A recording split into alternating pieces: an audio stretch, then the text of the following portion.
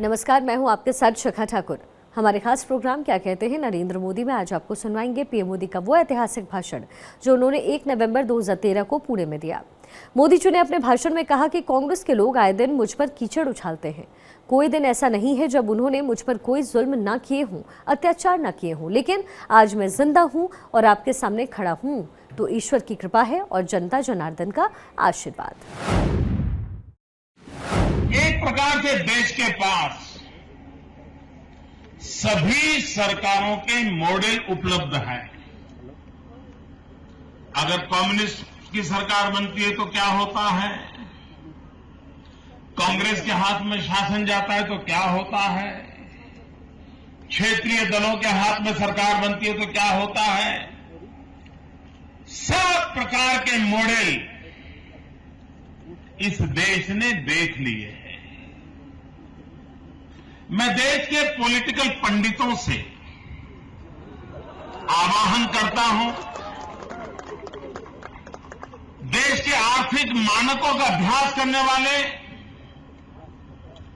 अर्थशास्त्रियों से आह्वान करता हूं कि एक बार देश में कुछ पैरामीटर पहले तय किए जाए,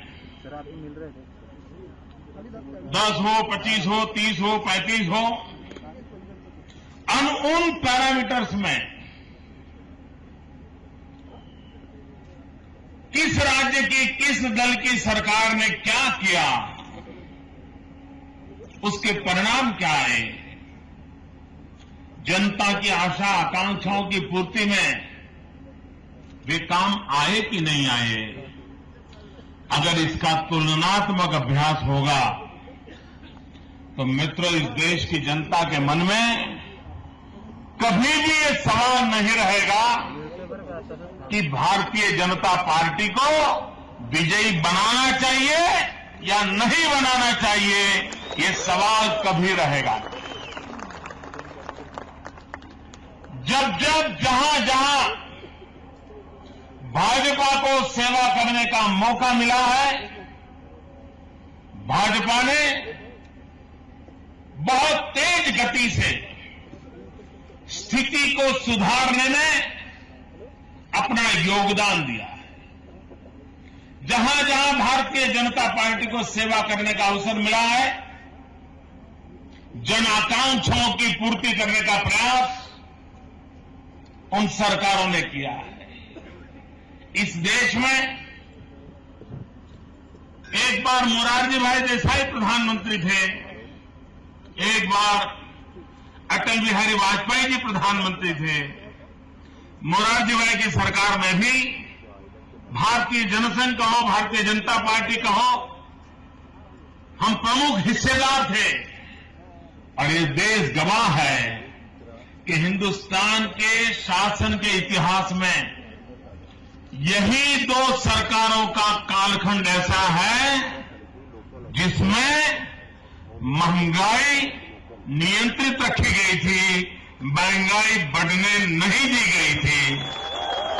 गरीब व्यक्ति को 2 टाइम का खाना मिलता था, लेकिन जब जब कांग्रेस की सरकार बनी या कांग्रेस के समर्थन वाली सरकार बनी, हिंदुस्तान को हमेशा गरीब आदमी को महंगाई के मार से मरना पड़ा है। भाइयों बहनों, क्या लोकतंत्र में जो भी सरकार हो वो जनता को जवाबदेह होनी चाहिए कि नहीं होनी चाहिए? मुझे सब लोग जवाब दीजिए, क्या सरकार ने जनता को जवाब देना चाहिए? जनता को जवाब मांगने का अधिकार है। ये दिल्ली में बैठी हुई सरकार, उनके पिछले 1-2 महीने के भाषण उठा लीजिए, उनके किसी भी नेता के भाषण उठा लीजिए, कांग्रेस का एक भी नेता, यूपीए सरकार का एक भी नेता पिछले 9 साल, 9.5 साल से वो सरकार चला रहे हैं, अपने कार्यकाल में क्या किया, जनता की भलाई हुई कि नहीं हुई, इसका जवाब देना चाहिए कि नहीं देना चाहिए? दे रहे हैं? नहीं दे रहे। मैं हैरान हूं, और हमारे देश के मीडिया के लोग भी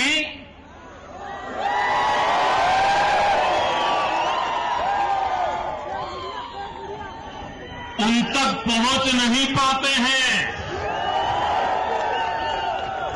न वो कभी उनको मिलते हैं, न मीडिया के सवालों के जवाब देते हैं। वे सिर्फ आरोप करना जानते हैं। भाइयों बहनों, अरे बैठिए भैया, अरे बैठिए, क्या किस काम के लिए आए हो क्या? भाइयों बहनों, आप देखिए, मीडिया को भी ये इतना अहंकार हो गया है, कांग्रेस को जवाब देने के लिए तैयार नहीं है। हर दिन आरोप लगाते रहते हैं। आजकल फैशन हो गई है। प्रधानमंत्री मनमोहन सिंह जी हैं, सरकार उनकी है, लेकिन जवाब मोदी का मांगा जा रहा है। मोदी ने क्या किया? मोदी क्या कर रहा है? अरे भाई, चुनाव संसद के होने वाले हैं, लोकसभा के होने वाले हैं, आपकी सरकार का लेखा जोखा होने वाला है। आपका काम है जनता को जवाब दें, वो जवाब नहीं दे रहे हैं। और आए दिन मोदी को सवाल पूछे जा रहे हैं। मैं देश की जनता को वादा करता हूं, वादा, 2014 में जब देश की जनता भारतीय जनता पार्टी को आशीर्वाद देगी, दिल्ली में भारतीय जनता पार्टी की सरकार बनेगी और भाजपा 5 साल के बाद नहीं, हर वर्ष अपना हिसाब जनता के सामने प्रस्तुत करेगी। भाइयों बहनों, ये लोकतंत्र है।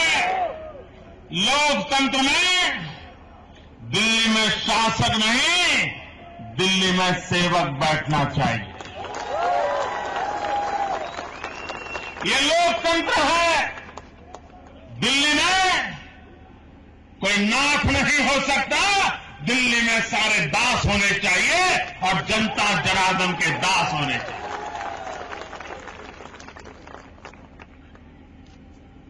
और कांग्रेस के मित्र आए दिन गुब्बारे छोड़ते रहते हैं।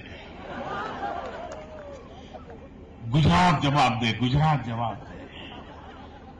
अभी 2012 दिसंबर में, यानी 10-11 महीने पहले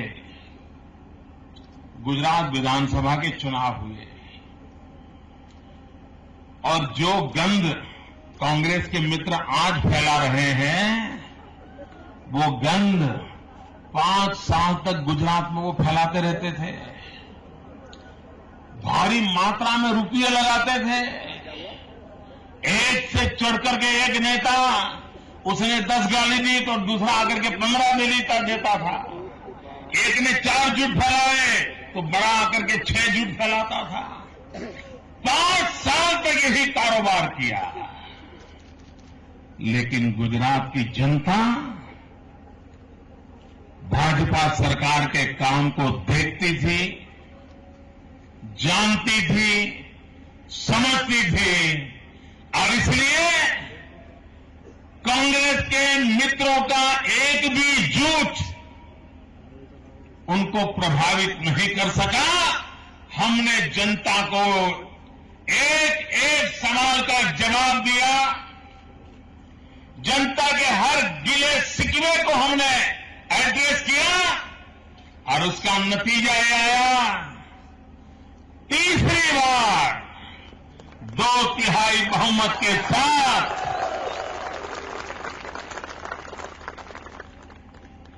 कांग्रेस के मित्रों, हम तो अभी 10 महीने पहले एग्जाम दे चुके हैं। लोकतंत्र में जनता ही सबसे बड़ी एग्जामिनर होती है, वही परीक्षक होती है। हमारे काम का हिसाब हम दे करके आए हैं, अभी दे करके आए हैं, और इसलिए आप जनता को गुमराह करने के लिए गुजरात के नाम पर झूठ फैलाने से आप कभी कुछ नहीं ले पाओगे। इतना ही नहीं, अब देश की जनता भी आपको पहचान गई है। मैं आज यूपीए सरकार को सवाल पूछता हूं, और मैं चाहूंगा कि हमारे देश के प्रबुद्ध नागरिक, हमारे देश का वाइब्रेंट मीडिया जरा कांग्रेस को सवाल पूछे कि यूपीए सरकार बनने के बाद आपने 100 दिन में क्या काम करेंगे, उसके वादे किए थे। स्वयं राष्ट्रपति के स्वमुख से बुलवाया गया था संसद में। जरा देश की जनता को हिसाब दो, आपने जो पहले 100 दिन में करने के लिए कहा था, वो 100 महीने के बाद भी नहीं कर पाए हो। और इसलिए भाइयों बहनों, जो झूठे वादे करते हैं, उनको एक पल भी दिल्ली में रहने का अधिकार नहीं है, और उनके झूठे नारे, झूठे वादे, उस पर हम भरोसा नहीं कर सकते। कांग्रेस के लोग आए दिन कीचड़ उछाल रहे हैं, इतना कीचड़ उछाल रहे हैं, इतना कीचड़ उछाल रहे हैं, और मुझ पर तो पिछले 12 साल से जैसे 1 पॉइंट प्रोग्राम चलाएगी। कोई दिन ऐसा नहीं है जब इन्होंने मुझ पर जुल्म न किए हैं, अत्याचार न किए हो। और ईश्वर ने मुझे नेक रास्ते पर चलने की ताकत न दी होती, ईश्वर ने मुझे सच्चाई से समाज की सेवा करने के अवसर न दिया होता, संस्कार न दिए होते, तो ये इतना गंद फैलाते, इतना गंद फैलाते हैं, इतना कीचड़ उछालते हैं, मेरा जीना भी मुश्किल कर देते मित्रों। लेकिन आज मैं जिंदा हूं, आपके सामने खड़ा हूं, ईश्वर की कृपा है, जनता जनार्दन के आशीर्वाद है, और सच्चाई का रास्ता है मित्रों। कांग्रेस इससे सीखे,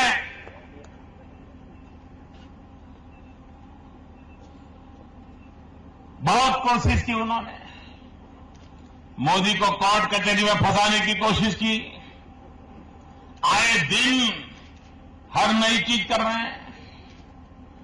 उसमें मेल नहीं मिला तो सीबीआई को लगा दिया है, कभी सीबीआई मोदी को ठीक करेगी। अब सीबीआई में भी भरोसा नहीं रहा है, वो भी कितना कर पाएगी, कितना नहीं कर पाएगी, पता नहीं। अब कौन सा रास्ता अपनाएंगे भगवान जाने। लेकिन मुझे 125 करोड़ देशवासियों पर भरोसा है, मुझे उनके आशीर्वाद पर भरोसा है, और इसलिए मैं कहता हूं भाइयों बहनों, हम जिएंगे तो भी आपके लिए, और अगर जरूरत पड़ी तो ये जीवन भी आपके लिए।